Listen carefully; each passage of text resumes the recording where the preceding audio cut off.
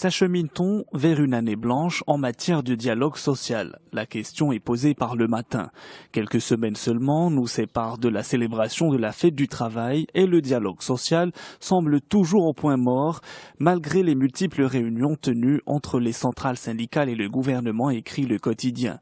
Côté syndicat, en dépit de la poursuite des réunions avec les ministres en charge du dossier, l'optimisme n'est pas au rendez-vous, constate Le Matin.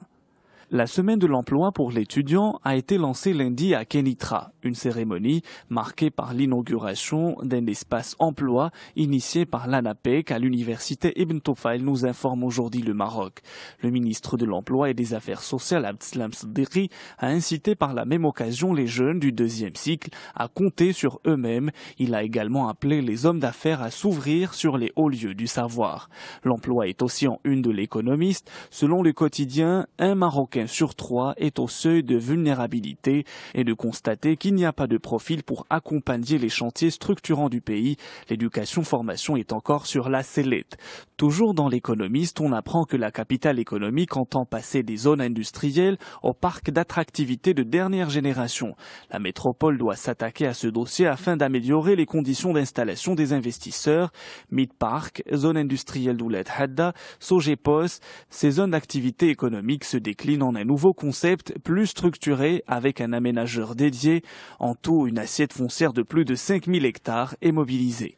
En Algérie, la presse fait sa une sur la sortie médiatique de Abdelmalek Sellal. Le chef du gouvernement a annoncé hier son plan anti-crise, un plan qui s'articule en gros autour de la maîtrise du commerce extérieur avec comme axe prioritaire la lutte contre la corruption et la fraude dans le financement des importations, nous informe Liberté.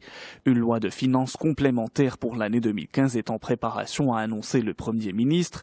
Objectif pareil à la chute des prix du pétrole, indiquant que près de 40 milliards de dollars circulent hors circuit bancaire, rapporte Le Soir d'Algérie. Cela invite les opérateurs de l'informel à investir dans l'économie. Il a par la même occasion annoncé de nouvelles mesures pour freiner les importations, lit-on dans Le Temps d'Algérie. En France, la droite victorieuse, Nicolas Sarkozy conforté, peut-on lire en une du Monde.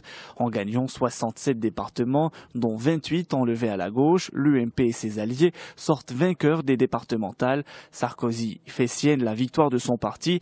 Il juge avoir l'avantage sur Alain Juppé pour 2017.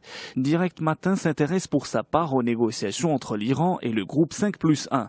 Se dirige-t-on vers un déblocage, s'interroge le quotidien. Après plus de 10 ans de pourparlers, Téhéran et les grandes puissances peuvent enfin mettre un point final à la grave crise diplomatique, estime le quotidien.